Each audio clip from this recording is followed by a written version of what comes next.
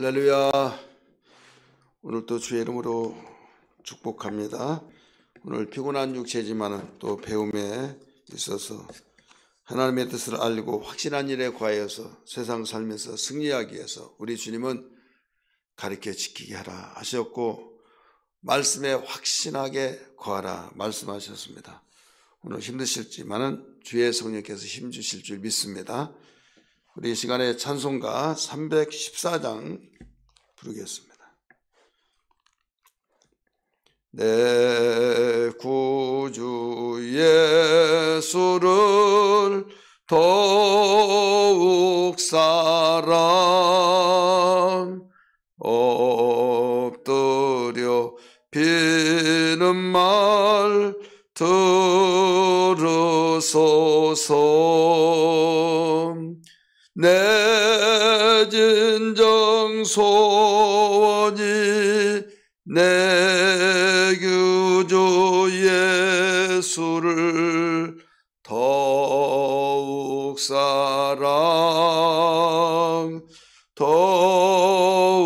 사랑 이전에 세상 나 기뻤어도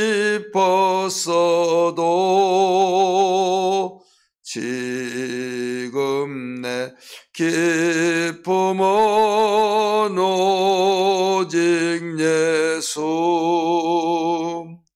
다만 내비는 말 내 구주 예수를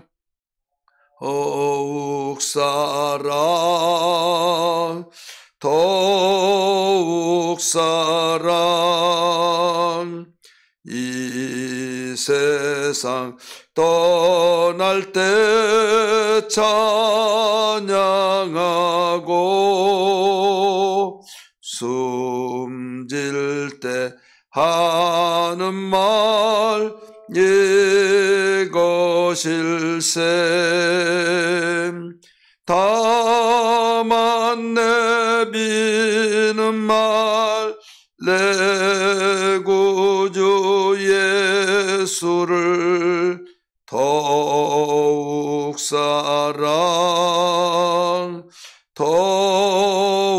사랑 내 진정 소원이 내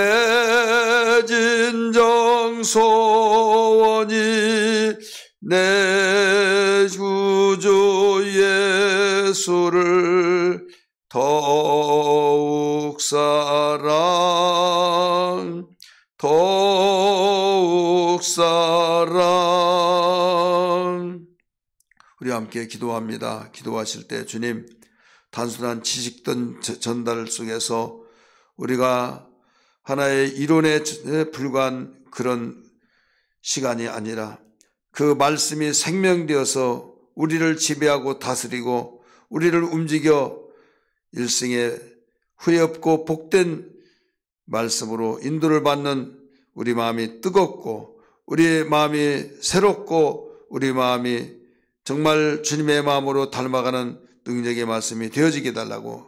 그러기 위해서는 주의 성령께서 우리를 강력하게 일깨워 주셔야겠사오니 성령이 이 시간에 함께 하시고 그 말씀이 나를 주장하실 수 있도록 인도하여 달라고 가르치는 주의 종을 마음껏 사용해 주시고 받는 내 자신 속에 겸손한 마음으로 사모하는 마음을 더하여 주옵소서라고 함께 기도합니다. 주여 주여 주여. 하나님 감사합니다. 하나님 아버지, 또 이렇게 새벽 기도에 새벽 예배에 이어서 또 저희들을 주님 배우는 시간으로 주여 이렇게 모였습니다. 하나님 아버지, 배움의 시간이 즐겁고 기쁜 시간이 되게 하시고 힘든 육체지만은 성령이여 일깨워 주시고 하나님 말씀을 듣고 깨달을 때마다 새로운 마음, 또 뜨거운 마음, 간절한 주님을 사랑하는 마음이 새롭게 우리에게 힘 더하여 주시기를 원합니다. 성령이여 단순한 지식된 전달로서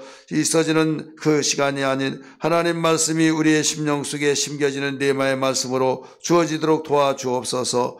이런 성령께서만 하시고 있사오니 성령이여 우리를 일깨워 주옵소서. 성령이여 마음을 새롭게 하여 주옵소서. 성령이여 우리의 모든 가슴 속에 임재케 하여 주시어서 주장해 주시기를 원합니다. 가르치는 종을 주의 종을 마음껏 성령의 도구로 쓰여지게 하여 주옵소서. 하나님 아버지, 이 시간 기도하는 것은 주의 성령이 함께 하실 때마다 흑암에 들어가 칸막이 또 피곤한 모든 육체의 모든 것은 사라지고 생명의 능력되고 독수리의 날개치는 힘이 우리에게 솟아나게 도와주옵소서. 오늘 또 이 자리에서 함께 모여서 주님 각각 모두 이 공부할 때 주님이 선생님이 되어주시고 주께서 주도하여 주옵소서.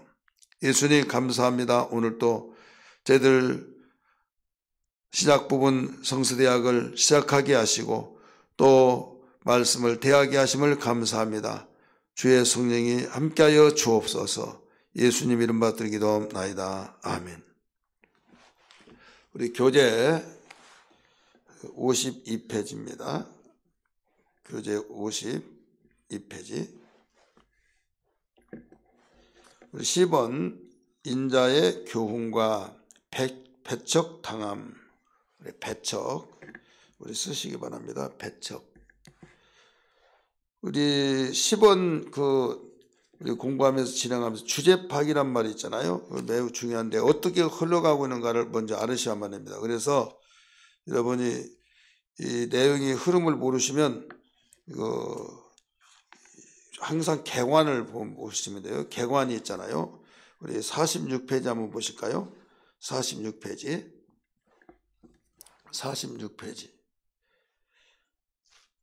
교재 46페이지입니다. 거기 보면 구성란에 보면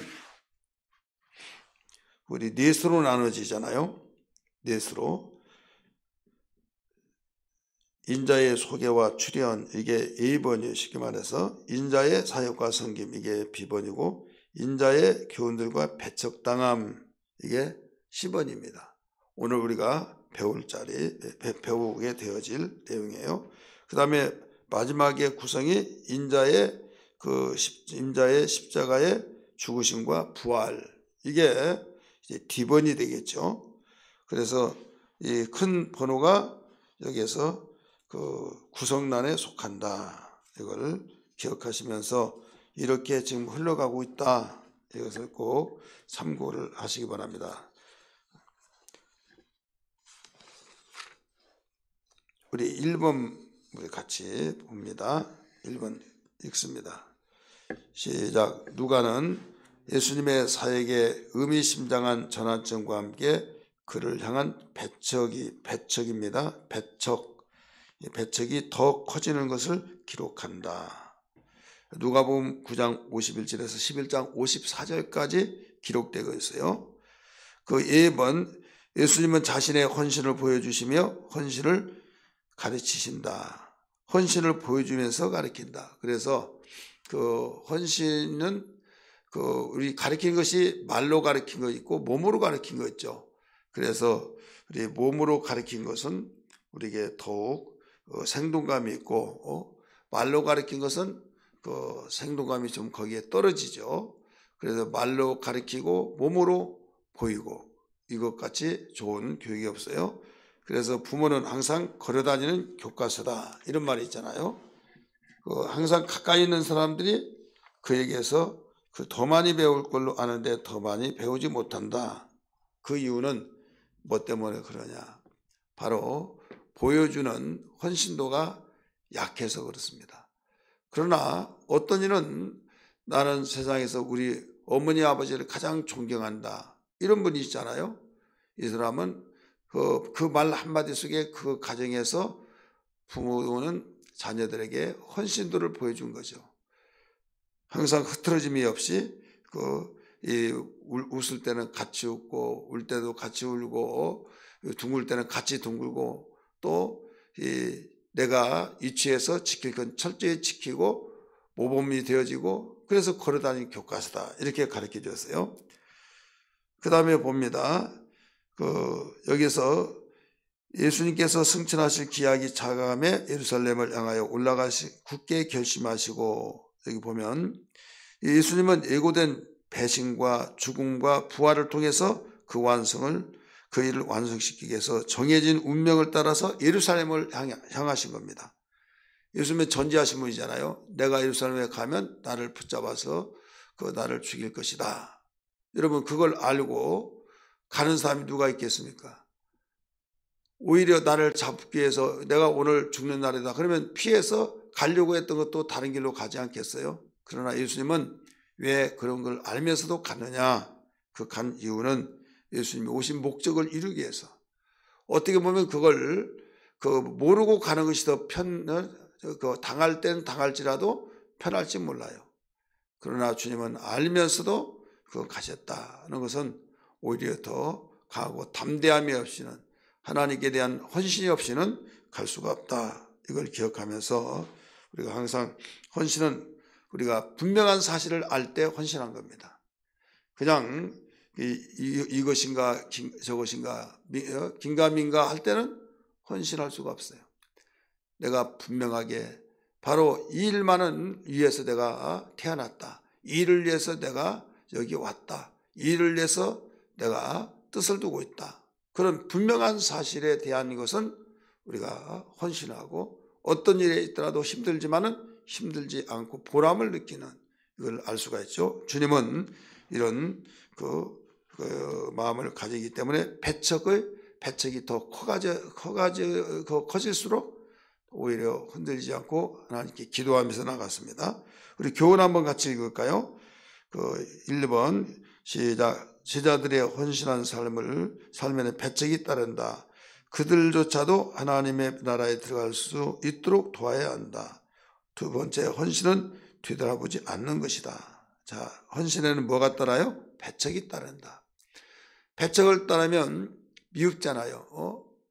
정말 속상해서 상처를 입잖아요. 그런데 우리가 주님의 제자들의 헌신의 삶은 그들도 몰라서 그렇다 하고 기도하며 그들을 어떻게 해서라도 예수께로 인도하고자 하는 그 심정이 있어야 된다 이거죠. 그리고 헌신은 뒤돌아보지 않는다. 뭐냐면 내가 왜 비싼 밥 먹고 이 짓 해? 이런 것이 아니라 앞을 향해서 내가 해야 하는 뜻이 이것이니까 앞을 보면요 쉽게 여기에서 우리는 상처도 잃어버립니다. 그래 어떤 사람 뒤만 쳐다보는 사람이 있어요. 그래서 과거만 계속 따지면서 막 긁어내고 과거만 계속 뜯어내고 막 그러면요 여기는 발전이 없는 거예요.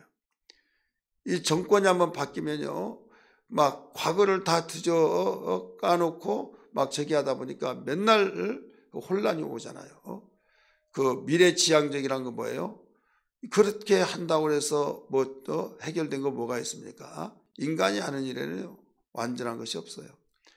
모든 것을 다 포용하면서 나가고 잘못된 것은 다 수술하면서 그것을 다 해결하고 그렇기 때문에 우리가 세상을 바라보는 것도 또 신앙생활하는 것도 우리가 제자들의 헌신의 삶도 마찬가지로 헌신한 건 뒤돌아보지 않는 것이다. 그래서 생기를 하다가 뒤를 보는 자는 하나님의 나라에 합당하지 않다 이렇게 가르쳐져 있잖아요. 그래 우리는 항상 앞을 향해야 된다는 걸 믿기 바랍니다. B번 예수님은 70인을 파송하시며 그들은 사역을 마치고 기뻐서 돌아오고 예수님은 그들을 칭찬하신다. 70인 전도 파송대를 아시죠? 그들이 기뻐 돌아올 때 어땠습니까? 너희들은 귀신이 항복한 것을 보고 기뻐하지 말고 너희 이름이 하늘에 기록된 것을 기뻐하라 이렇게 말씀했죠. 그러니까 뭐냐면 예수님이 우리 교훈에서 가르쳐준 것은 우리 교훈같이 봅니다. 믿는 자에게는 다른 무엇보다도 하나님과의 인격적인 관계가 가장 큰 기쁨이어야 된다 이게 나와요. 하나님과의 관계. 귀신도 바로 인격적인 존재예요. 그렇기 때문에 이 자기의 육체가 있을 동안에는 인격체인데 육체가 없다면 인격체가 될 수가 없잖아요. 그래서 남의 육체에 들어와 가지고 인격적인 존재로 활동하고 있어요. 근데 귀신의 존재하고 같이 인격적인 만남을 가져서는 안 된다 이거죠. 귀신이 기뻐한 대로 따라가면 망하는 겁니다. 왜? 그들은 도둑질하시고 멸망시키러 왔기 때문에. 근데 우리에게 이 모든 인격적인 관계는 하나님과의 관계를 갖고 기뻐해야 된다. 하나님이 기뻐한 일에 함께 기뻐하고 하나님이 기뻐하는 일에 모두 우리가 관심을 갖고 나갈 때 이게 바로 믿는 자들에게 그 어떤 무엇보다도 가장 중요한 것이다. 이걸 일러주고 있죠. 53페이지에 봅니다. 10번 예수님은 선한 사마리아의 비유를 통해 이웃사랑과 누가 진정한 이웃인지를 가르쳐 주신다. 이웃을 쓰세요. 이웃인지를 누가 진정한 이웃인지를 가르쳐 주신다. 예수님 이 비유의 주인공으로 사마리아인을 택하심으로써 이웃의 범위를 확장시켜 주셨어요. 유대인들은 개처럼 여기는 사마리아인들, 그들을 높임으로써 인종, 신분, 계급에 상관없이 자비를 베푼 사람이 이웃이라는 것을 보여주고 있는 거예요. 우리 교훈 한번 봅니다. 진정한 이웃은 대상을 가리지 않고 예수님의 마음으로 자비를 베푸는 자이다. 바로 굉장히 중요한 내용이에요. 진정한 이웃은 대상을, 나는 누가 좋아, 나는 누가 좋아. 그래서 그런 사람, 좋아하는 사람끼리만 끼리끼리 해가지고 가까이 하고, 저 사람 나하고 마음이 안 맞아 해서 거리감을 두고, 그러면 이웃이 될 수 없다 이거죠. 우리는 예수님의 마음으로 바로 자비를 베푸는 자다. 이 이웃이다. 우리가 예수님이 말씀하셨잖아요. 마음을 다하고 성품을 다하고 뜻을 다하여 목숨을 다하여 내 몸을 다해서 목숨을 다하여 주 하나님을 사랑하라. 이런 크고 첫째 되는 계명이요 둘째도 이와 같이 네 이웃을 내 몸같이 사랑하라 그랬죠. 네 이웃이라고 하는 것은 우리 이웃집에 사는 그런 사람만이 이웃이 아니다 이거죠. 성경에서 말하는 이웃은요, 이 수평적인 모든 사람들인데 이웃이 그러면 어디까지냐? 내가 만나는 사람들이 이웃이에요. 근데 그 이웃이 내가 이웃을 사랑한다 그러면 주님의 마음을 가지고 우리가 베푸는 자, 그게 이웃이다 이거죠. 여러분 아무리 부모 형제라 할지라도 내가 주님의 마음을 가지고 베풀지 아니하면 이웃이 될 수가 없는 거예요. 성경적으로 보면. 그렇기 때문에 우리가 항상 우리 교인의 관계에서도 물론 마음이 맞아야 우리가 함께 지내고, 그렇지만은 우리가 자칫 잘못하면 이게 편이 갈라집니다. 그러다 보면 보이지 않는 금이 생기고 보이지 않는 금이 언젠가는 갈라집니다. 그래서 문제들이 생겨진 거죠. 그래서 주님은 일찌감치 둘째도 이와 같으니 하나님 사랑을 가리키듯이 이웃을 사랑하는 거잖아요. 네 번째 팁은 예수님은 마르다와 마리아의 이야기를 통해 제자도의 우선순위를 가르쳐 주신다. 이 마리아 어떤 사건인지 알죠? 누가복음 10장 41절 42절에 마리아는 주님 곁에서 말씀을 듣고 마르다는 음식을 준비하고, 그럴 때 선생님, 우리 동생 마리아가 내가 이렇게 바쁜데도 선생님 말씀만 듣니라고 그러는데 네 언니를 좀 도와줘라 이렇게 말 좀 해달라고. 그래 예수님이 하신 말씀이 그거예요. 몇 가지만에 속하니 됐다고 하면서 오히려 뭐라고 그랬습니까? 마리아는 좋은 것을 택했다. 더 좋은 것을 택했다는 거예요. 여기서 우선순위가 뭐냐는 거죠. 제자도의 우선순위를 가르쳐 주신다. 우선순위 쓰세요. 이런 1순위가 말씀 듣는 일이에요.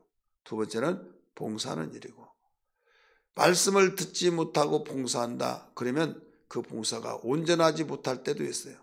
그렇기 때문에 결국은 봉사해놓고 시험 든 사람이 있어요. 나 알아주지 않는다.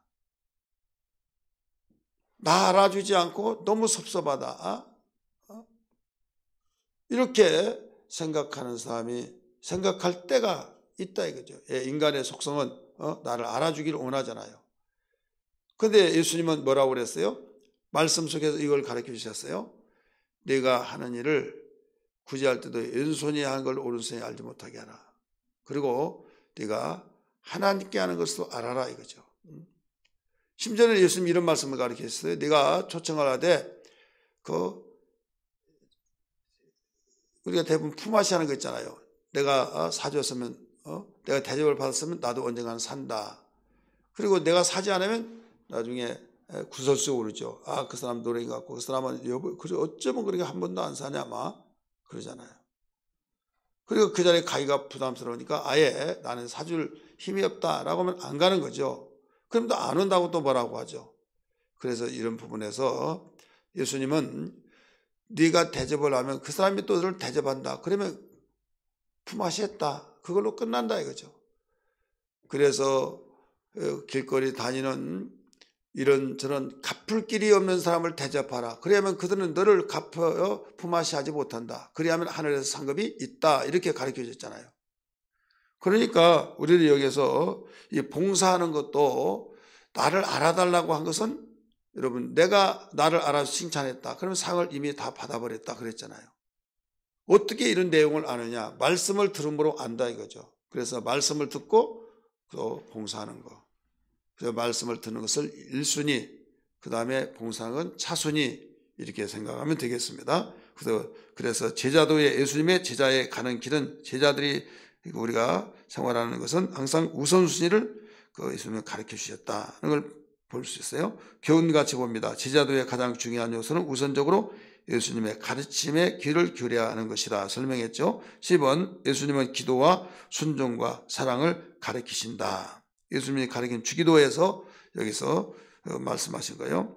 예수님께서 가르쳐 주신 주기도의 핵심이 뭐냐면 첫째 하나님을 경외하고 두 번째 하나님의 계획과 목적을 따르며 세 번째 영육 간의 기본적인 필요를 채워달라고 요청하는 것이다. 그러니까 그 주님의 가르치는 주기도에서 세 가지로 정리가 될 수 있는 거예요. 하나님 잘 섬기고 하나님의 뜻에 목적에 함께 따르게 해달라고 기도하고 그 다음에 우리가 영육간에 필요한 것들을 채우기 위해서 우리 마태복음 같은 경우는 더 구체적으로 나왔죠. 시험에 들지 않기 위해서 또 이 영적 존재에 대해서도 기도한 걸 가르쳐주는데 이 누가복음에서는 이렇게 가르쳐주고 있습니다. 두 번째 봅니다. 누가는 예수님의 제자들에게 제자도의 실제적인 문제를 가르침을 기록한다.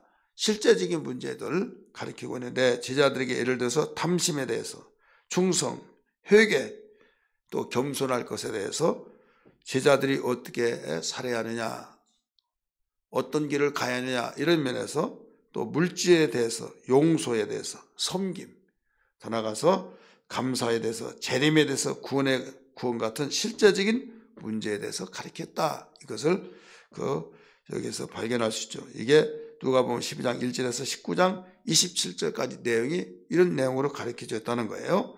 A번 봅니다. 예수님은 긴 여정을 가야 하는 제자들에게 몇 가지 명령을 주신다. 긴 여정을 가는 삶 속에서 몇 가지 여정, 네 가지 가르쳐주고 있죠. 위선을 주의하라. 위선자들이 있잖아요. 두 번째 하나님을 두려워하라. 우리는 하나님보다 더 두려워할 자는 없어요. 우리 54페이지 3번 예수님을 공개적으로 시인하라. 공개적으로. 이것은 마태복음 10장 32절에서 33절에 있는 내용과 똑같은 거예요. 어제도 설교하면서 제가 말씀드렸죠. 너희가 사람 앞에 나를 부끄러우면 인자도 하나님과 천사들 앞에서 부끄러워할 것이다. 시인하면 나도 시인할 것이다. 그러니까 반드시 우리는 공개적으로 시인을 해야 된다. 나 속으로만 마음을 가졌으면 왜 시인하지 못합니까? 공개적으로. 내가 공개한 걸 꺼려야 하는 것은 뭔가 구린데가 있다는 거예요. 또 담대함이 없다는 거예요. 야, 저 사람 교회 다니는데 저 입으로 말했어. 이러잖아요. 언제 우리가 숨어서 내 신앙 양심을 우리가 떳떳하게 말한 것이 시인은 하나님께서 기뻐한 거예요. 어떤 사람이 누구에게 배웠어요. 배웠는데 이분이 나의 선생입니다. 그러면요 선생님이 흐뭇해하잖아요. 그런데 곧 죽어도 절대 그에게 배웠다고 말하지 않는다고 한다면 여러분 기분 좋겠어요? 안 좋잖아요. 그래서 예수님이 이런 분이다. 내가 아는 예수님을 그대로 시인하는 거예요. 자랑스럽게 시인하는 거예요. 기뻐함으로 시인하는 거예요. 내가 섬기는 주님 위대하심에 대해서 시인하는 거예요. 이게 신앙이고 주님은 이것을 우리에게 명령으로 살아가면서 하라는 것을 일러주신 겁니다. 그 다음에 공개적으로 예수님을 어떻게 시인할지 염려하지 말라 이거예요. 공개적 시인하는데 무슨 말할까 염려하지 말라는 거예요. 성령께서 다 그때그때마다 말씀하게 하신다는 것을 가르쳐주고 있습니다. 교훈같이 봅니다. 예수님을 믿는다는 사실을 공개적으로 알리는 것이 두려움과 수치가 아니라 자랑거리가 되게 하라. 아멘. 자랑거리가 되게 하라는 거예요. D번, 예수님은 한 부자의 재물을 쌓아두는 것 비유를 통해 부에 대한 교훈을 주신다. 부자 할 때 부. 거기에 누가복음에 가르쳐주고 있죠. 그 1번 동그라미 1번입니다. 탐욕은 이기주의, 물질주의, 그리고 쾌락주의다. 탐욕은 곧 우상숭배라. 이런 말씀을 잘 아실 거예요. 골로새서 3장 5절 말씀 보면 탐심은 곧 우상숭배라. 탐심, 탐욕 같은 말이잖아요. 그래서 이 이기주의, 물질주의, 그리고 쾌락주의 이런 것에 빠져서 우리가 신앙생활을 하지 못하는 것을 많이 볼 수 있어요. 그래서 우리 하나님께 대해서 부여하지 못한 것은 어리석은 자다. 주님이 어리석은 부자에 대해서 가르쳐 주셨잖아요. 우리는 이 어리석은 부자가 여자면 물질을 이 땅에 쌓아놓고 평안하다. 내 영혼아 이제 먹고 마시고 쉬자. 나는 노대책을 다해서 죽을 때까지 먹고도 남는다. 그러니까 얼마나 편안할 거예요. 그러면서 평안하다고 기뻐하고 그럴 때 오늘 밤에 내가 네 영혼을 찾으면 네가 그렇게 의지했던 재물이 누구의 것이 되겠느냐. 이와 같이 하나님께 부여치 못한 자는 이와 같다. 주님이 그렇게 가르쳐 주셨잖아요. 그래서 재물을 쌓아둔다고 하는 것, 이것은 참으로 뭐가 어떻게 한 것이 쌓아둔 것이냐. 이 땅에 쌓아둔 것이 하늘의 보물을 쌓아야 된다. 주님은 그렇게 가르쳐 주셨잖아요. 그러면 우리 10번 말씀 봅니다. 예수님은 제자들에게 삶의 기본적 필요를 위해 염려하지 말라고 말씀하신다. 필요. 자, 염려란 뭡니까? 염려란 마음이 갈라져서 산란해지는 것이다. 산란 쓰세요. 산란. 염려란 마음이 갈라져서 산란해지는 것이다. 동그라미 1번, 염려는 어리석은 것이다. 우리 산다는 것은 산다는 것은 사람이 무엇을 먹고 마시는 것보다 훨씬 더 중요하므로 염려는 어리석은 일이다 이거죠. 산다는 것은 우리가 먹고 마시는 것보다 훨씬 더 중요하다 이거죠. 근데 먹는 것보다 먹는 거 이것을 염려한다고 한다. 오늘 뭐 먹을까? 날마다 그것만 먹으니까 우리 그 말이 무슨 뜻인지 알고 이왕이면 먹을 거 맛있고 먹기 위해서 산다는 말이 정말 맞다 그럴 때가 있어요. 금식해 보면 낙도 없고 금식해 보면 의욕도 없고 그럴 때 먹기 위해서 산단 말이 실감이 납니다. 그러나 먹다가 보면 아침 먹고 또 점심 먹고 저녁 먹고 또 여자들은 먹다가 치우고 준비하다가 또 설거지하고 보면 시간이 훌쩍훌쩍 몇 시간 가버립니다. 그러니까 꼭 세 끼를 먹어야겠냐고 이렇게 하다가 그래 간단하게 한 끼는 먹고 아니면 한 끼는 굶고 요사이 돈 주고 다이어트도 하는데 하면서 서로 합의하다가 나중에 안 먹으니까 좀 허전하니까 또 먹고 그러다 보니까 내가 먹기 위해서 사나 이런 회적인 것도 있잖아요. 먹기 위해서 사나. 그럴 때 그래 먹기 위해서 사는 것이 아니라 우리는 목적이 있어. 사는 목적이기 때문에. 그런데 또 정말 그 목적을 위해서 때로는 우리 믿는 사람들은 금식도 하고 때로는 정말 거기에 매진하면서 하다 보면 어느 순간에는 그 먹는 것이 얼마나 정말 재미있고 얼마나 즐겁고 그래서 참 혼란이 일어날 때가 있죠.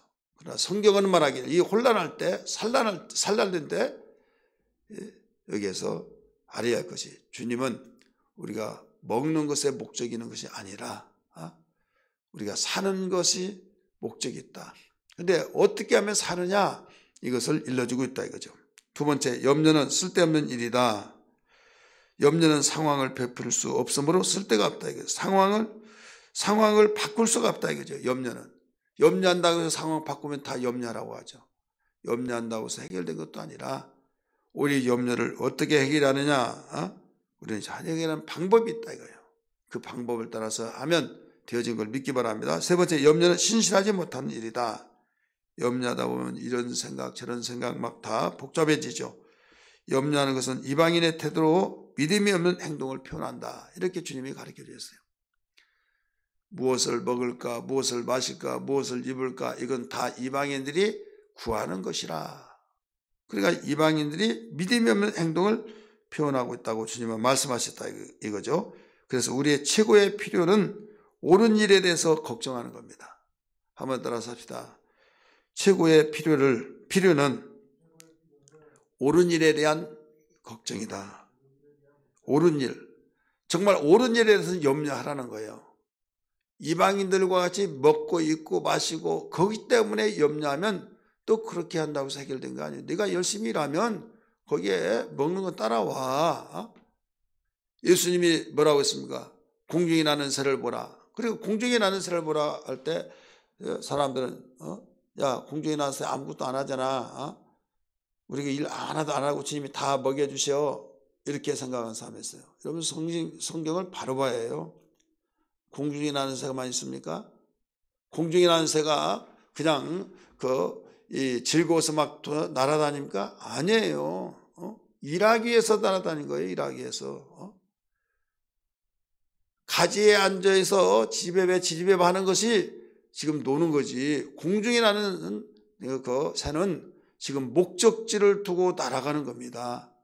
잠자리가 있으면 잠자리 잡아서 먹기 위해서 새가 날아가는 거고, 또 여기는 양식이 없으니까 저리 가서 내가 찾으러 가겠다 할 때 날아가고, 목적이 있는 것이 날아가는 거예요. 우리가 목적 있는 삶을 살다 보면 거기를 먹는 거 따라온다 이거지. 내가 움직이면 금제가 따라오듯이. 그러나 공중에 나는 새를 해석을 잘못해가지고 오해를 하는 사람이 있어요. 가지에 앉아 노래 부르는 새를 염려하여 보라. 그게 아니에요. 그래서 어떤 것은 염려하라고 했어요? 바로 최고의 필요는 옳은 것에 대해서 걱정하는 것이다. 우리의 기본적인 필요에 대해서 무시하시는 하나님이 아니다 이거죠. 왜냐하면 너희 아버지께서 이런 것이 너희에게 있어야 할 줄을 아시기 때문이다. 이 말씀을 항상 잊어서는 안 됩니다. 자칫 잘못하면 우리 사람들이 예수 믿는 사람 좀 넋이 좀 나간 것 같다고, 뭔가 완전히 빠져서 잘못되고 있다고, 그런 거 염려하지 마, 재뿔 아무것도 없는 것이 막 그런 말 한다고 이렇게 빈찬을 줄 때가 있죠. 우리는 분명한 것은 무엇을 먹을까, 입을까, 마실까, 그것 때문에 머리가 터지려고 하고, 그것 때문에 정말 스트레스 받고, 그것 때문에 미쳐버릴 것 같고, 그것 때문에 잠이 오지 않는다고 하고, 여러분 그렇게 하면 없는 병도 생겨요. 그렇게 해서 해결된다고 한다면 염려하라, 염려로 충만하라 이렇게 말씀하실 거예요. 근데 주님이 염려로 충만하지 하라는 것이라 염려하지 말라 이거죠. 왜? 이방인들이 구하는 것이다. 곧 믿음이 없는 세상 사람들이 표현하는 그런 행위를 내가 하지 말고 오히려 그의 나라와 그의 일을 구하라. 그리하면 이번에 너에게 더하시라 하셨고, 너희 아버지께서 있어야 할 걸 다 아시느니라. 아시기 때문에 너희가 그의 나라와 그를 위해서 구하면, 하나님 나라를 위해서 구하다 보면 반드시 일을 해야만 할 수밖에 없는 거예요. 일을 하면 어떤 일이든지 정말 주의 영광을 위해서 하는 거죠. 주님의 의를 위해서 일하는 거죠. 하나님 나라를 위해서 일하고, 바울이 복음을 전파할 때 내가 복음을 전파하면 다 알아서 누가 갖다 주고 누가 먹여주고 누가 교통비도 주고 누가 이렇게 해줄 거야. 그렇게 하면서 아무것도 나는 복음만 전했습니까? 아니에요. 천막을 깁는 일을 했다 이러잖아요. 하나님의 나라를 위해서 하다 보니까 자기가 일단 그 복음을 전하려면 힘이 있어야 된다 이거죠. 힘이 있다가 보니까 거기에서 무슨 일을 할까? 일을 하는 거예요. 염려 대신 일을. 닥치는 대로 그 가말리엘 문화생으로서 오늘날 하버드대 최고의 개인 지도를 받고 왕의 가문 속에서 장래가 충만한 그가, 전문 지식을 가지고 있는 그가 여러분 어디 가서 무엇을 못하겠습니까? 그러나 그는 천막 짚는 일을 천막쟁이가 되면서 그가 일을 했어요. 부끄러워하지 않았어요. 그 당시에 천막 지면 어디에다 내다 팔더라도 다 이 돈이 회수가 잘 되니까, 없어서 못 파니까. 그래서 내가 이것을 하는 이유는 하나님 나라를 위해서 한다. 그러니까 이건 자동적으로 거기서 부끄러움이 없는 게 하는 거죠. 많은 사람들은 일거리가 없다 하면서도 일거리가 없다고 해요. 그러나 우리가 따지기 전에 내가 정말 평생 직장은 안정된 직장을 가져야겠죠. 그러나 일반적인 것은요, 자리가 일할 사람이 없어서 외국인들이 얼마나 많이 자리를 차지하고 있습니까? 오늘 여기에서 알아야 할 것이 반드시 무조건 염려하지 말라, 걱정하지 말라, 그게 아니라 옳은 일에는 걱정하라, 이거죠. 바울이, 여러분 꼭 성경 한번 찾아서 보실까요? 여러 가지 일을 하면서도 내가 염려한 것이 있다 하면서 고린도후서 11장 28절 보세요. 고린도전서 11장 28절을 한번 펴봅니다. 고린도, 제가 전서라고 했나요? 고린도 후서 11장 28절입니다.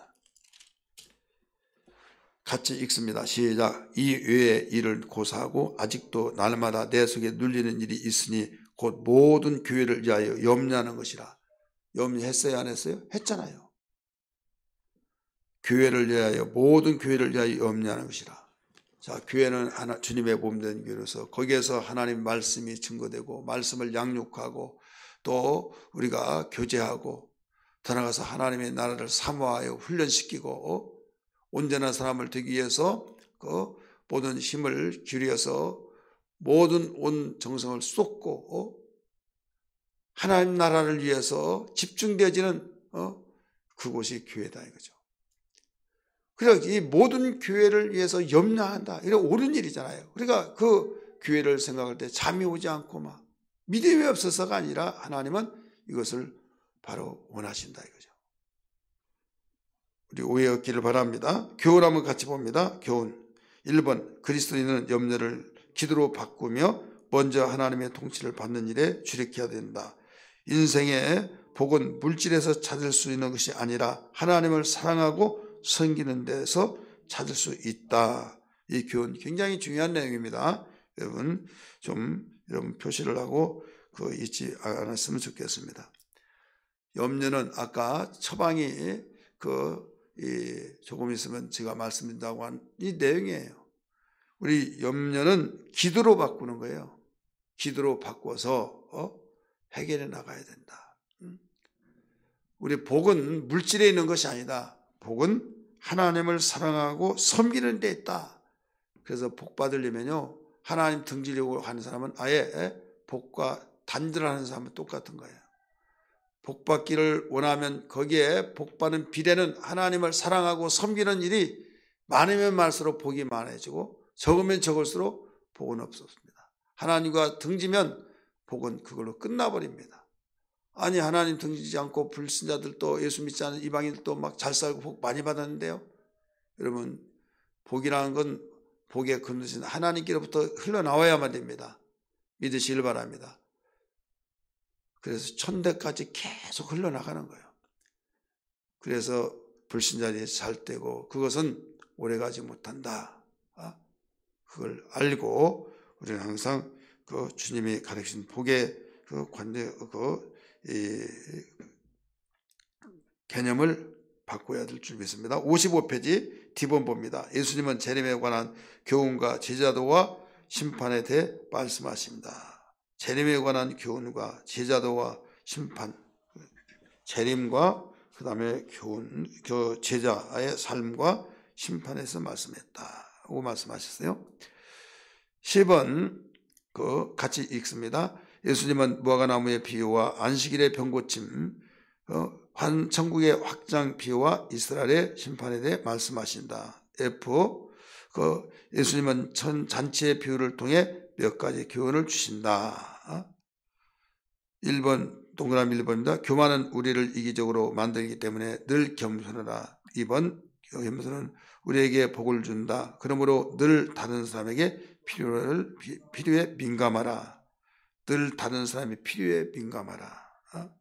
예, 긍휼은 우리에게 복을 주기 때문에 다른 사람 볼 때 불쌍히 여기고 그 사람의 필요가 뭔가 이것을 민감하면 그를 도울 수가 있겠죠. 그러면 있어야 돕죠. 그럴 때가 있어요. 그렇습니다. 있어야 돕습니다. 없으면 도울 수가 없어요. 그러다 보니까 나는 돈 벌어야 된다. 그 사람 도우려면 돈이 주인이 되어버린 거예요. 그러면 하나님 등지고 돈 잃고 하나님 잃고 다 잃어요. 그래서 교만해져 버립니다. 우리 예수 믿는 사람에게는 있어야 도우는데 없더라도 도와요. 뭘로 돕느냐? 기도로 돕는 거예요. 가슴 아파하면서 하나님, 내가 저를 도우려고 하는데 지금 도울 것이 없습니다.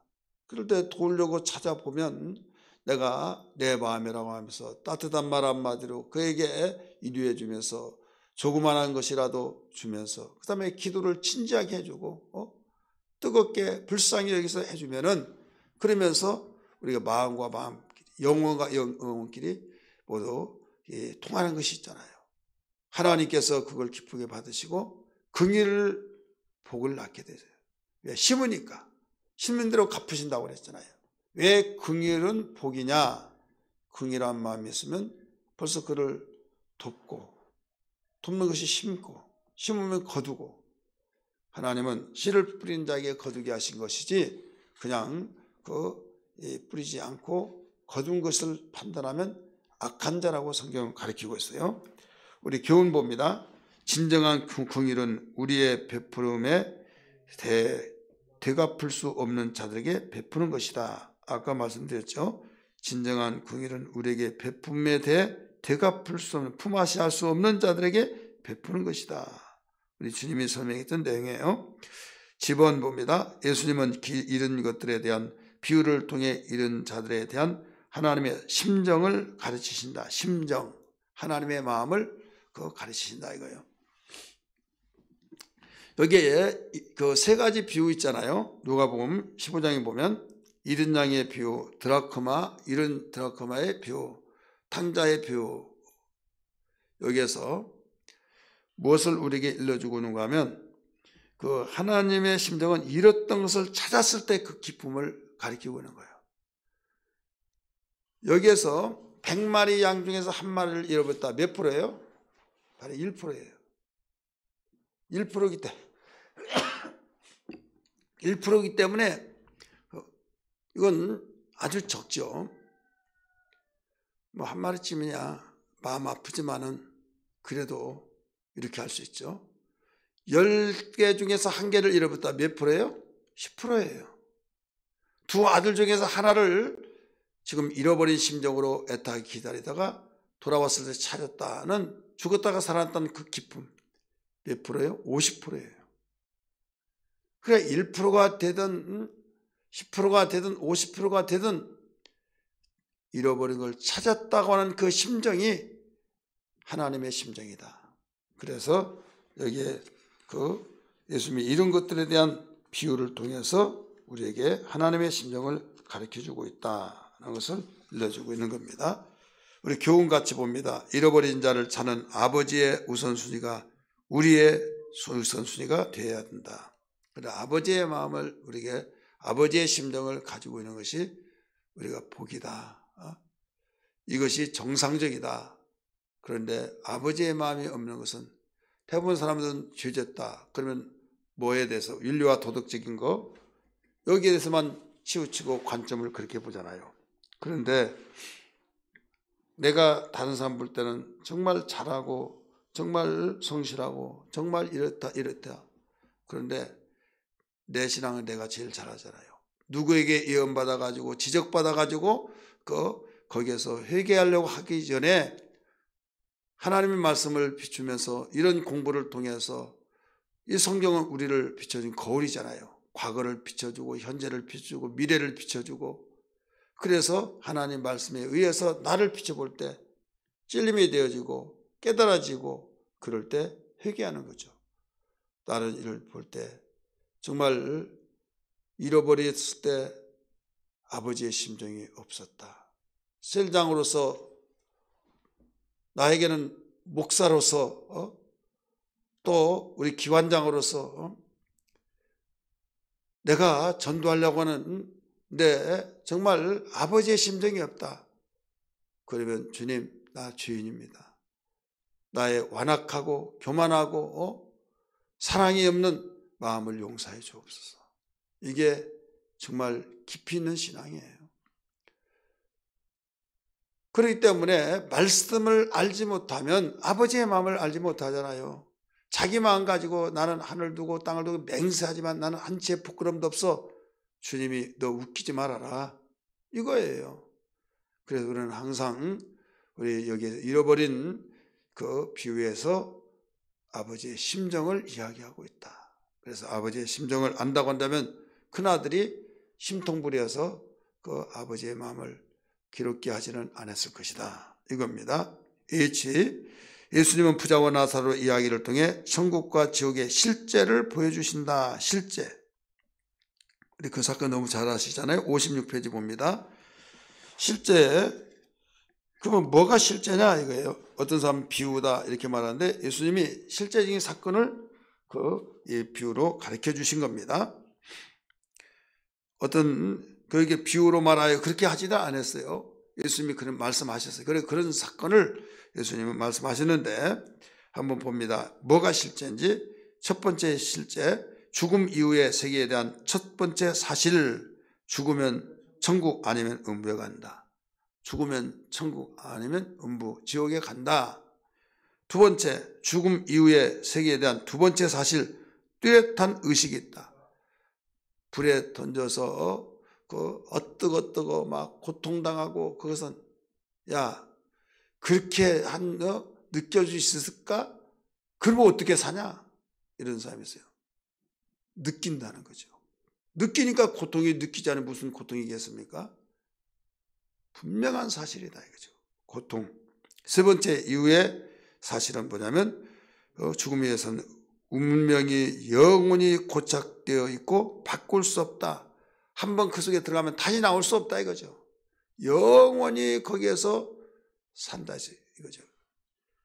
영원한 형배를 받으리라. 막 나와. 세세토록 바로 불못에 던져져 고통을 받더라 말씀하시잖아요. 거기에 고착되어서 바꿀 수 없는 너와 나 사이는 관계 있고 오고 갈 수가 없다 막 가르쳐주고 있잖아요. 오늘 이런 교훈을 우리가 한번 봅니다. 1번 죽음 이후의 세계의 삶을 좌우하는 것은 하나님의 말씀에 대한 반응이다. 두 번째, 말씀에 들어는 예수 그리스도의 인격적인 관계를 맺는 때만 천국의 삶이 보장된다. 믿으시기 바랍니다. 말씀을 듣고 내가 거부하면 지옥이고 말씀을 받고 예수님이 영접하면 천국이에요. 이 부자가 그랬잖아요. 아브라함 아버지요. 저 염치가 있기 때문에 저 나사로를 살려서 이 사실을 이야기 좀 해주세요. 뭐라고 그랬어요? 아니다. 거기는 다 모세 있고 선지자들도 있고 전해준 자가 있다. 그 말을 믿지 않냐면 아무리 살아라서 말을 하더라도 믿지 않는 것이다. 그랬어요. 그래 말씀을 못 믿으면 이런 불행한 것이 되어진다 이거죠. 말씀. 그래서 설교 시간에 말씀을 듣지 못한다는 것은요 정말 불행한 거예요. 설교 시간에 말씀을 듣지 못한 것은요, 어떤 것보다 더 가슴을 치고 어떤 것보다도 더 통회하고 하나님 축복된 기회를 놓치고 정말 하나님과 등지고 하나님과의 무관심과 하나님의 심정을 헤아려 볼 수도 없고 내 임무대로 내 방식으로 하나님 섬기려고는 무지를 용서해 주옵소서. 이런 가슴을 치면서 회개하는 마음으로 여러분 해결해야지 그냥 별 수 없다. 이것은요, 이게 만성이 되면 여러분 큰일 납니다. 만성. 어쩌다가 그럴 때 있으면 정신 차리고 쉽게 고칠 수 있지만은 만성이 되면 이건 여러분 병도 그러잖아요. 급성이 더 무섭냐 만성이 무섭냐. 급성은 급성대로 무섭지만은 여러분 만성은 더 무서워요. 급성은요 막 금방금방 처방하면서 하면 약발도 잘 받아요. 급성은요 약발이 급하게 막 급진적으로 하지만 신속하게 대응하면 그걸 해결할 수 있어요. 근데 그걸 놔둬 버리면 나중에는 다 퍼져버리고 만성이 되면 이제는 약발도 받지 않는다 그죠. 말씀 듣는 병에서 여러분 해결되기를 바랍니다. 말씀을 듣는데 부정적으로 또 졸음으로 잡다한 생각으로 설교 시간에 막 오만잡다한 생각이 다 들어오면서 그냥 앉아있기는 앉아있는데 오만잡다한. 여러분 교회 예배당에 나와서 대면 예배 드리면서도 그런데 자칫 잘못하면요 온라인 예배에서는요 어떤 지도자가 이야기하더라고요. 해보니까 정말 새벽에는 참 그래도 잘 들어온대요. 근데 낮에는 집중한 것이 굉장히 떨어진다. 그러면서 굉장히 흐트러지더라. 이런 말을 해요. 목사님 나는 아닙니다. 그러면 다행이고요. 그런데 그 사역자는요, 정말 사모한 사람이에요. 근데 해보았더니 대면 예배 드리지 않으면 오래 가지 않으면 이게 안 된다. 이게 사실을 자기가 직접 해보니까 그렇다는 거예요. 오늘 우리는 이런 가운데서도 온라인으로서 이 새벽에 여러분들이 잘 듣고 또 준비된 마음 애통하고 기도하고 그러면 또 개개마다 다르죠. 그러나 보편적으로 그렇다 이 말씀입니다. 우리 아이 읽습니다. 예수님은 10명의 나병 자들을 고쳐주시나 오직 사마리아인의 한 사람만 감사를 표현한다. 감사 쓰세요. 감사의 사건 잘 아시죠? 교훈 봅니다. 믿음은 하나님께서 우리의 삶 속에서 하신 일을 깨닫게 하고 감사를 표현하게 한다. 이 감사와 믿음은 연결되어 있습니다. 믿은 만큼 감사하게 되고 감사한 만큼 믿음에 대한 것이 되고 그래서 이것이 영광으로 또 연결돼요. 믿음이 있어야 감사하고 감사를 했더니 또 이 믿음도 되라 하시면서 하나님께 영광 돌리는 자가 너밖에 없냐 이런 말씀을 하시잖아요.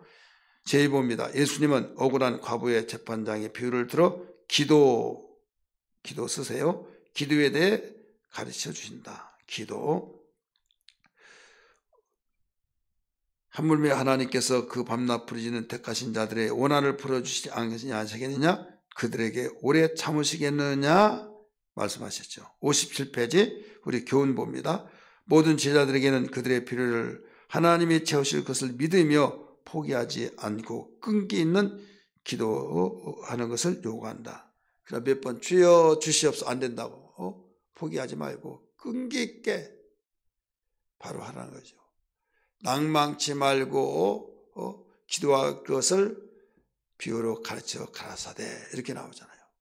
낭망하지 말고 끈기 있게. 재판장이 뭐라고 했어요? 그 사람에 대한 것을 불쌍히 해서가 아니라 성가스럽게 해서 내가 도저히 번민거리 때문에 못 살겠다. 그래서 들어주겠다는 거죠. 그래 이건 그 내용이고 어떤 저기보다도 정말 이렇게 하면 내가 제명도 못 살겠다 하는 심정, 그래 끈기 있게 하라. 끈기 있게. 몇 번 기도하고 또 나름대로 열심히 기도했는데 안 된다고 포기하지 말고 꼭 인내하면서 기도하기를 주님으로 축복합니다. K. 예수님은 바리새인과 세리의 대조적인 기도를 통해 교훈하신다. 바리새인들이 어떤 기도를 했어요? 11조에 대해서도 굉장히 감사기도, 거기에 나오는 성경 누가복음 18장 11절에서 13절 여러분 참고하시기 바랍니다. 이때 세리들은 참 많은 사람들의 구설수오리면서 피를 빨아먹는 것 막 하면서 별의별 죄인 취급받아 가지고요 그런 머리를 들고 다닐 수가 없었어요. 근데 여기 대조적인 기도를 한 걸 통해서 교훈하기를, 교훈이 뭐냐? 진정한 기도는 자신의 경건성이나 업적을 사람들에게 알리는 것이 아니라 자신이 죄인임을 하나님께 구하고 그분의 자비를 구하는 것이다. 이거예요. 기도를 통해서 교훈 주신 것이. 그들이 행위는 사두개인들, 바리새인들보다 더 옳은 사람이 어디 있습니까? 그들의 행위는. 근데 그 행위가 자랑거리로 되어지면서 다른 사람 무시해버리는 거, 이건 하나님의 바라는 기도의 정신이 아니다 이거죠. 오히려 아무리 내가 그런 행위를 했다 할지라도 내 자신이 부족함을 알고 항상 나의 그 약한 부분을 하나님께 구하면서 겸손해지면서, 우리가 주변에 세리와 같은 사람이 있으면 주님 그를 주님께서 터치해 주시고 구원해 달라고 자비를 베풀면서 우리가 이 기도를 해줘야 된다 이 말씀입니다. 우리 그 다음 봅니다. 예수님은 삭개오의 이야기를 통해 잃은 자를 구원하러 오신 자의 목적을 말씀하셨다. 우리 같이 읽을까요? 인자가 온 것은 잃어버린 자를 찾아 구원하려 하심이라. 이 교훈 봅니다. 구원은 회개와 생활 방식의 변화를 초래한다. 여러분, 구원은요 회개뿐만 아니라 생활 방식의 변화를 우리에게 가져다 줍니다. 변화되려고 막 이렇게 하려고 하면요, 먼저 하나님께서 온전한 오늘 네게 구원이 이르렀다. 이 구원의 확신이 있으면 우리에게는 그 회개를 하게 되고, 우리가 구원받고도 회개하게 되고 또 변화의 역사, 이 삭개오를 통해서 보여주고 있는 교훈이에요.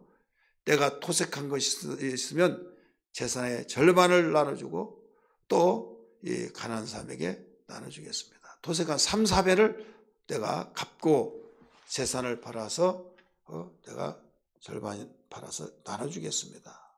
이렇게 말했잖아요. 변화되어 있잖아요. 돈만 알았던 그 삭개오가 회개하고 난 뒤에, 구원받고 난 뒤에 이런 놀라운 역사가 일어나죠. 두 번째, 신앙의 성장은 물질에 대한 집착을 버릴 때 비로소 시작된다. 이 삭개오를 통해서 교훈해 주신 거예요. 돈 때문에 이 삭개오가 바로 세무 직원으로 일한 거예요. 돈이 없으니까 사람 대우받지 못하고, 돈 없으니까 정말 이런 할 때 내가 돈 벌어서 내가 정말 삶답게 살겠다. 근데 막상 돈을 벌어보니까 야, 저 도둑놈이야 도둑놈 하면서 얼굴을 들고 다닐 수가 없는 거예요. 그래서 돈이 다가 아니구나, 그걸 깨달았죠. 예수님 만나고 난 뒤에, 회개하고 정말 구원받고 난 뒤에는 그는 모든 걸 내려놨어요. 물질을 토색한 것이 있으면 3, 4배로 갚아주고 배상해주고 그 다음에 재산을 팔아서 가난한 사람에게 나눠주겠습니다. 자기도 먹고 살아야 하니까 반절을 그냥 자기 기본적인 거 먹고 살고 이렇게 하겠습니다. 여기서는 물질을 내려놓아야 된다 이 말이에요. 쉽게 말해서 물질을 내려놔야 된다. 그러니까 물질이 주가 되어서는 안 된다 이 말씀을 여기서 가르쳐주고 있는 겁니다. 우리 이런 부분을 우리 그 신앙 정말 성장을 위한다고 한다면 기도해야 될 줄 믿습니다. D번, 여러분 아까 그 개관에서 보셨죠? 이 마지막 그 큰 번호입니다. 인자의 십자가의 죽으심 쓰세요. 죽으심과 부활 19장 28절에서 24장 53절까지 나온 겁니다. 1번 누가는 예수님의 예루살렘 입성과 성전 청결 또 종교 지도자들의 논쟁 등에 대해 기록한다. 예루살렘에 입성하시면서 고난주간이 시작돼요. 근데 고난주간인데 그 주일을 종려주일 그랬잖아요. 종려나무 가지로 예수님 호산나다 하신 예수여 불렀기 때문에 종려주일이라고 하는데 이때부터 고난주간은 시작되는 거예요. 여기서 우리가 알아야 할 것이 뭐냐면 지금 왕으로 입성하신데 고난이 시작된다. 여러분 왕이 된 건 그냥 된 거 아니에요. 여러분 우리가 하나님의 나라에 가서 그 주님과 함께 왕노릇하기를 원하시면 아멘 하십시다. 왕노릇하는 것은 고난을 예면하고 되어질 수는 없다 이거죠. 그래서 로마서 8장 17절 18절에 보면 자녀면 곧 상속자니 상속자임으로써 고난도 함께 받아야 할 것이라 말씀했어요. 자녀라고 한다면 고난을 피해 나가지 말고 고난을 받으라 이거예요. 왜? 이 고난 속에 영광이 있기 때문이라는 거예요. 영광. 그래서 받으라는 거지. 왜 하나님이 좋으신 분이 우리에게 행복하길 원하시면서 당시에 독생자까지 내어주시면서 우리를 구원시키려고 하신 우리에게 왜 고난을 받으라고 합니까? 네가 죄 때문에 고난받는 것은 내가 갚아줄게. 내가 받아줄게. 대신 너는 영광을 위한 고난을 받으라. 이게 바로 하나님의 자녀로서 복음을 위해서 받는 고난이에요. 그러면서 바울은 이 확신을 가지고 자기 자신이 그렇게 살았고 그래서 로마에는 그들이 어떻게 해서라도 잘 살게 하겠다. 그러면서 고난을 피하다가 하나님 저버리고 예수 믿는 사람이 불이익을 많이 당하니까 예수 믿는 사람 하면 완전히 그 여러 가지 이모저모로 막 왕따가 되어지고 직장에서도 그 하직으로 내려가고 좋은 직장 다 쫓겨나고 막 그러니까 여기에서 안 믿은 척하고 막 고난이 너무 무서워서 여러분 우리는 예수 때문에 주님 복음 때문에 내가 그 불이익을 당한다. 정말 우리는 가슴 아픈 일이지만은 주님 때문에 내가 받는다는 것은 감사로 여기면서 주님 아시죠?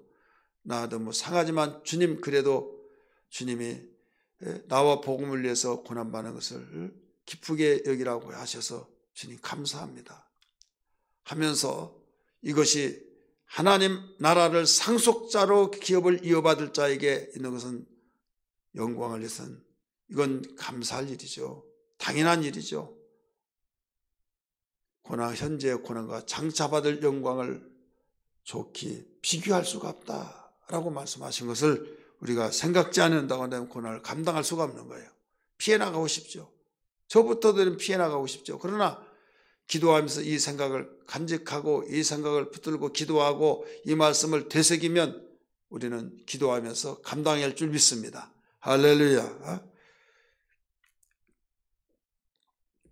우리 A번 같이 읽을까요? 예수님은 예언대로 메시아로 나기를 타시고 예루살렘에 입성하신다. 58페이지 예수님은 상업주의로 물드는 성전을 정결하게 하신다. 10번 종교 지도자들은 예수님의 죽일 음모를 꾀한다. 2번 종교 지도자들은 예수님의 권세에 대책자 필요한다. 2번 예수님은 포도원 농부의 비유를 들어 이스라엘 선자들의 메시아를 거부하는 것을 말씀하신다. F 그 종교 지도자들은 세금 문제와 부활 문제를 들어 예수님을 함정에 빠뜨리려고 하지만 예수님은 그들을 침묵하게 하신다. 10번 예수님은 메시아가 다윗보다 더 크며 다윗도 그를 주로 부른다고 말씀하신다. 있지. 예수님은 종교 지도자들의 거짓 영광은 심판을 받는다고 말씀하신다. 자, 종교 지도자들의 거짓 영광 심판받습니다. 교훈 봅니다. 역사적으로 모든 거짓 선자는 자신의 영광을 구한다. 여러분 열매를 보고 한다는 말이 여기에 있어요. 그래서 그 역사적으로 모든 거짓 선자는 자신의 영광을 구한다. 아예 봅니다. 예수님은 가난한 과부의 두 냅돈을 칭찬하신다. 여러분 잘 아시는 사실 교훈 봅니다. 주님께 드리는 것은 희생의 정도로 따라 평가한다. 희생의 정도. 생활비 전부를 드리고 나면 얼마나 살아가기 힘들잖아요. 희생하잖아요. 희생의 정도로 근데 부자는 많이 가난한 과부보다 많이 드렸지만은 희생하지 않잖아요. 드리고 난 뒤에 남은 것으로 아무 지장이 없잖아요. 그래서 여기에서 희생의 정도로 평가하신다는 것을 여기서 일러주고 있는 거죠. 제2부입니다. 예수님은 환난의 징조를 말씀하시며 예루살렘의 멸망을 예언하신다. 말씀 59페이지 누가복음 21장 34절에서 36절 가르쳐주고 있죠. 교훈봅니다. 종말을 맞이하는 신자의 자세는 세상과 구별되는 경건한 삶이다.